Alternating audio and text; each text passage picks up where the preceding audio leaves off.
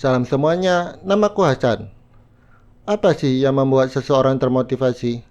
Mengapa sebagian orang bersemangat menyelesaikan pekerjaan, sementara yang lain merasa malas? Dalam dunia psikologi dan manajemen, ada banyak teori yang mencoba menjawab pertanyaan ini.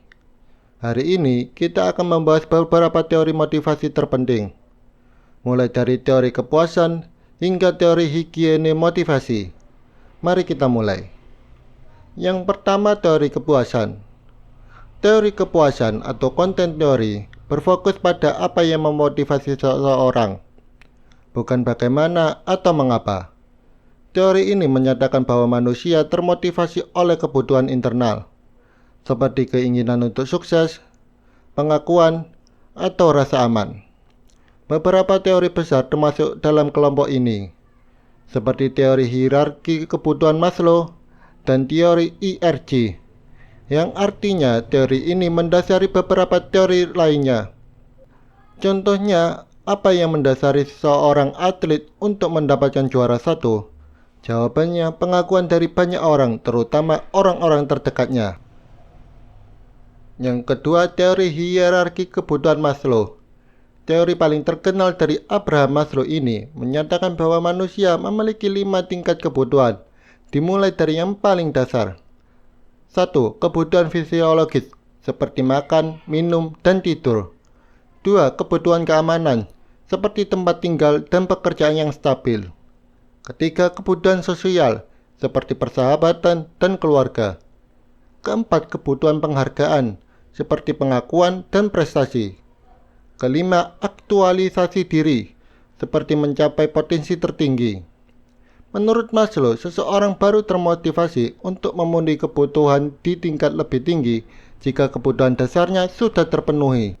Contohnya, orang kelaparan tidak akan memikirkan kreativitas sebelum ia kenyang, dan orang tidak akan puas dengan kerja kerasnya tanpa sebuah penghargaan. Yang ketiga, teori X dan Y Douglas McGregor. Douglas McGregor membagi cara memotivasi karyawan dalam dua sudut pandang. Contohnya, sebagai manajer, manakah yang akan dipilih untuk memanajemen karyawan? Teori X, asumsi bahwa karyawan malas, tidak ambisius, dan harus diawasi ketat. Motivasi dengan sistem reward dan punishment.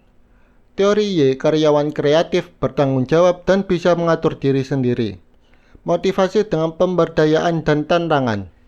Manajer yang menganut teori Y cenderung menciptakan lingkungan kerja yang lebih positif dan meningkatkan kinerja dari karyawannya. Yang keempat, teori IRJ Clayton Alderfer. Teori IRJ adalah penyederhanaan dari Maslow dengan 3 kategori. 1. Eksistensi, berupa kebutuhan dasar seperti gaji dan keamanan kerja. 2. Hubungan, berupa interaksi sosial dan dukungan rekan kerja. 3. Pertumbuhan, berupa keinginan untuk berkembang dan berkarya. Berbeda dengan Maslow, Alderfer mengatakan orang bisa mengejar beberapa kebutuhan sekaligus dan frustasi di satu area bisa dialihkan ke area lain. Contohnya, ketika seorang karyawan dapat memenuhi kebutuhan dasar dan mendapat dukungan dari rekan kerja serta teman-temannya, namun masih belum memiliki keinginan untuk mendapatkan posisi yang lebih tinggi. Yang kelima, teori kebutuhan McClelland. David McClelland menyatakan bahwa motivasi dibentuk oleh 3 kebutuhan psikologis. 1. Need for achievement atau prestasi, yang berupa ingin sukses dan menaklukkan tantangan. 2. Need for power atau kekuasaan, yang berupa keinginan memengaruhi orang lain. 3. Need for affiliation atau afiliasi, yang berupa butuh diterima dalam kelompok.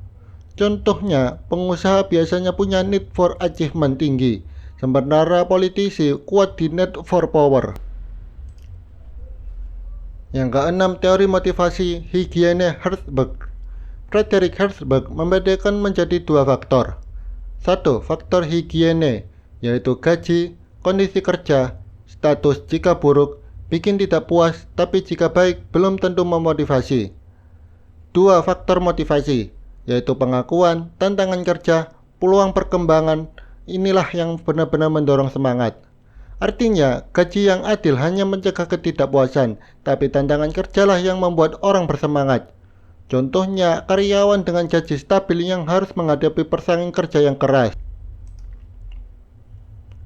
Jadi, motivasi adalah hal kompleks yang dipengaruhi oleh banyak faktor. Apakah Anda lebih cocok dengan teori Maslow atau mungkin Herzberg? Yang pasti, memahami teori-teori ini membantu kita memotivasi diri sendiri dan orang lain dengan lebih efektif.